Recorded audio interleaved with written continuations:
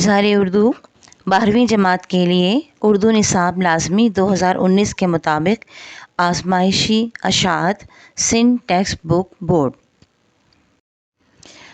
آج ہم پڑھیں گے سبق 4 مالدار، جس کے لکھنے والے ہیں سید حیدر بخش حیدری۔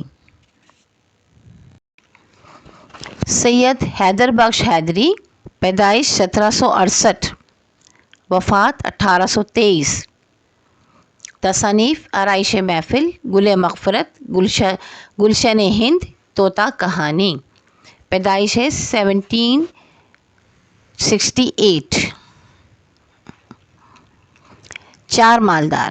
حاصلات تعلم: اس سبق کی تدریس کے بعد طلبہ اس قابل ہو جائیں گے کہ نمبر 1، ادبی مطالعے کی روشنی میں خود بھی ادب تخلیق کر سکیں۔ نمبر 2، تھیزورس کا استعمال بطور استدلال کر سکیں۔ 3، ادبی اور اصطلاحی محضر کے بارے میں اپنا ذاتی نقطہ نظر پیش کر سکیں۔ نمبر 4، نسبِ اعلیٰ استحسانی اور تنقیدی گفتگو سن کر اپنی رائے قائم کر سکیں۔ نسبِ اعلیٰ نون سین بے جھٹکے والی ہے اور اعلیٰ الف عین لام چھوٹی یہ اور اس پر کھڑی زبر۔ استحسانی الف سین تے ہے، سین الف استحسا اور نون چھوٹی یعنی استحسانی۔ ناول پڑھنا شروع کرتی ہوں۔ 4 مالدار۔ جب سورج چھپا اور چاند نکلا،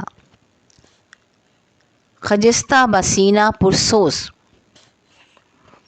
چشم گریاں روتی آہیں بھرتی ہوئی طوطے کے پاس گئی اور کہنے لگی، اے سبز پوش طوطے، میں غم سے موئی جاتی ہوں اور تو ہر ایک شب میری نصیحت اور گفتگو سے کھو دیتا ہے۔ طوطے نے کہا، اے خجستہ، کیا کہتی ہے؟ دوستوں کی بات ماننا چاہیے، کیونکہ جو کہنا دوستوں کا نہیں مانتا وہ خراب ہوتا ہے اور پشیمانی کھینچتا ہے، جس طرح سے ایک شخص پشیمان ہوا تھا۔ خجستہ نے کہا، میرے اچھے طوطے، میں صدقے تیرے، وہ کون سی نقل ہے کہہ۔ طوطا بولا کہ شہر بلخ میں کسی وقت 4 یار مالدار رہتے تھے۔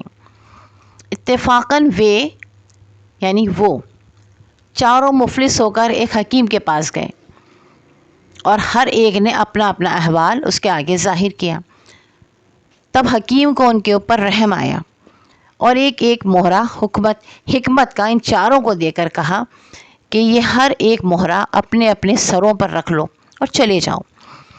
جس کے سر کا مہرہ جس جگہ گرے وہ اس جگہ کو کھو دے، جو اس میں سے نکلے وہ اس کا حق ہے۔ آخر بریکٹ میں لکھا ہے وہ، یعنی کا مطلب ہے وہ۔ آخر چاروں ہر ایک مہرہ اپنے اپنے سر پر رکھ کر ایک طرف کو چلے۔ جب کئی کوس گئے، ایک کے سر کا مہرہ گرا، اس نے جو اس جگہ کھودا تو تانبا نکلا۔ اس نے تینوں سے کہا کہ میں اس تانبے کو سونے سے بہتر سمجھتا ہوں، اگر تمہارا جی چاہے تو میرے ساتھ یہاں رہو۔ انہوں نے کہنا اس کا نہ سنا اور آگے بڑھے۔ تھوڑی دور گئے تھے کہ دوسرے کے سر کا مہرہ گرا اور ان نے جو وہ زمین کھودی تو روپا نکلا۔ تب اس نے ان دونوں سے کہا، تم ہمارے پاس رہو، یہ روپا بہت ہے، زندگی گزر جائے گی، اس کو اپنا ہی سمجھو۔ انہوں نے اس کا کہنا نہ مانا اور آگے بڑھے کہ تیسرے کے سر کا مہرہ گرا اور ان نے بھی جو وہ زمین کھودی تو سونا نکلا۔ تب خوش ہو کر چوتھے سے کہنے لگا، اس سے اب کوئی چیز بہتر نہیں ہے، چاہتے ہیں کہ ہم تم یہیں رہیں۔ اس نے کہا، میں آگے جاؤں گا تو جواہر کی کان پاؤں گا، یہاں کیوں رہوں؟ یہ کہہ کر آگے چلا۔ جب قریب ایک کوس کے پہنچا تب اس کا بھی مہرہ گرا۔ اس طرح جو اس نے وہ جگہ کھودی تو لوہا نکلا۔ یہ حالت دیکھ کر نہایت شرمندہ ہوا اور اپنے جی میں کہنے لگا کہ میں نے کیوں سونے کو چھوڑا اور اپنے یار کا کہنا نہ مانا۔ سچ ہے، سخن دوست کا جو نہیں مانتے وہ خاک پشیمانی ہے چھانتے۔ اس لوہے کو چھوڑ کر وہ شخص کے پاس گیا جس نے سونے کی کان نکالی تھی۔ وہاں نہ اس کو پایا نہ سونا ہاتھ آیا۔ تب تیسرے روپے والے کے پاس گیا، اسے بھی نہ پایا۔ پھر وہاں سے تانبے والے کے پاس پہنچا، اسے بھی نہ پایا۔ تب اپنی قسمت کو رویا اور کہنے لگا کہ زیادہ قسمت سے کوئی نہیں پاتا۔ پھر وہ حکیم کے گھر گیا، اسے بھی وہاں نہ پایا۔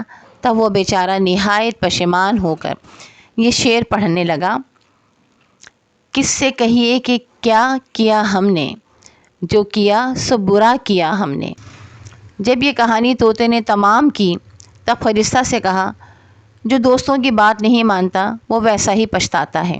یہ سخن سنتے ہی خجستہ نے کہا کہ چلو انہیں وہیں، بریکٹ میں لکھا ہے، صبح ہو گئی اور مرغے نے بانگ دی۔ معکوس است طوطا کہانی۔ مشق سوال نمبر 1، درج ذیل سوالات کے جواب دیجیے۔ الف، اس داستان میں 4 مالدار کس شہر کے رہنے والے تھے؟ ب، اس داستان میں خجستہ کون ہے؟ ج، خجستہ نے طوطے کو سبز پوش کیوں کہا؟ دال، دوسرے شخص کی زمین کھودنے سے کیا نکلا؟ ہے، جواہر کی کان کا لالچ کس کو تھا؟ دال، جو لوگ دوستوں کی بات نہیں مانتے ان کا انجام کیا ہوتا ہے؟ سوال نمبر 2، درج ذیل الفاظ کے معنی لکھیے۔ پشیمان، مفلس، مہرہ، حکمت، روپا، جواہر، کان، خجستہ، بانگ۔ سوال نمبر 3، درست جواب پر صحیح کا نشان لگائیے۔ نمبر 1، خجستہ کو داستان سنائی۔ الف، کبوتر نے۔ ب، مینا نے۔ جیم، طوطے نے۔ واو، کوئل نے۔ نمبر 2، چاروں مفلس گئے۔ الف، ڈاکٹر کے پاس۔ ب، عامل کے پاس۔ جیم، حکیم کے پاس۔ دال، طوطے کے پاس۔ اچھا، یہاں جہاں پر بھی طوطا لکھا ہے یا طوطے لکھا ہے تو وہ تے سے لکھا ہے، توئیں سے نہیں لکھا ہے۔ نمبر 3، حکیم نے چاروں کو دیا۔ الف، مہرہ۔ ب، روپا۔ جیم، کشتہ یا کشتہ جو حکیم کھانے کے لیے دیتے ہیں عموماً۔ دال، لوہا۔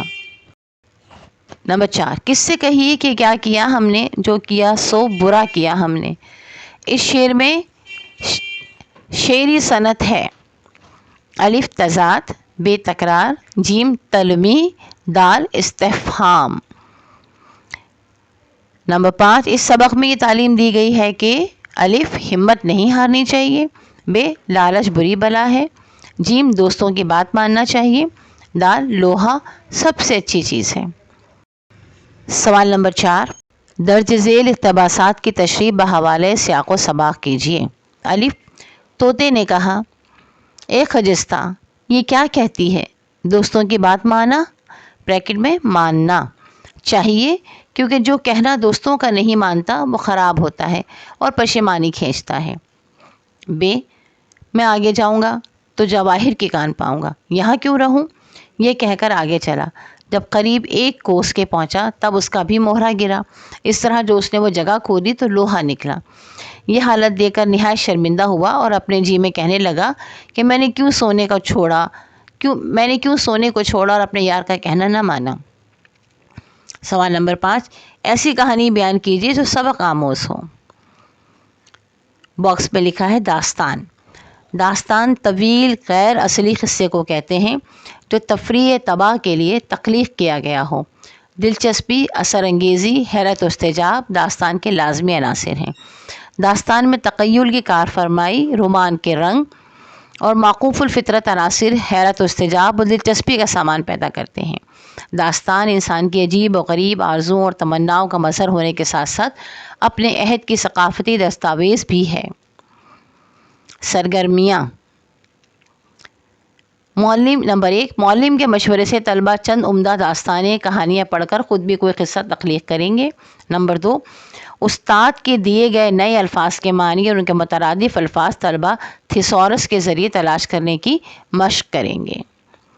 برائے اساتذہ، اس داستان کی ادبی قدر و قیمت بتا کر طلبہ سے گفتگو کیجیے تاکہ ان کی تفہیمی صلاحیت بڑھے اور انہیں اپنی رائے کا اندازہ بھی ہو سکے۔ 4 مالدار فرہنگ، چشمے گریاں، روتی ہوئی آنکھیں۔ مہرہ، کوڑی یا سیپ، کوس 2 میل کا فاصلہ۔ पशेमानी शर्मिंदगी, सुकन गुफ्तगू, बांग आवाज़, हासीने पुरसोस, बासीने पुरसोस निहायत सदमे या गम से, सब्ज़पोश हरा लिबास पहने हुए। प्यारे तलबा व तालिबात, इस सबक की बुलंद ख्वानी इसलिए की गई है कि वो तालिब इल्म या वो तालिबात जो कि बसारत से महरूम हैं, उन्हें इस नई किताब को पढ़ने के लिए किसी की मोहताजी ना हो और वो खुद ही इसको सुनकर इसके मतन को समझ सकें और इम्तिहानात में आला कामयाबी हासिल कर सकें। आपसे गुजारिश है कि अगर आपके आसपास आपको कोई ऐसा दोस्त साथी मिलता है, ऐसा तालिब इल्म नज़र आता है जो कि बसारत से महरूम है, आप उसे इस चैनल का लिंक ज़रूर दीजिए और पढ़ने में उसकी मदद कीजिए। ये एक सवाब का काम है और इसमें आप भी हाथ बटाइए और आप भी सवाब कमाइए। अगली वीडियो तक इजाज़त दीजिए। अल्लाह हाफ़िज़।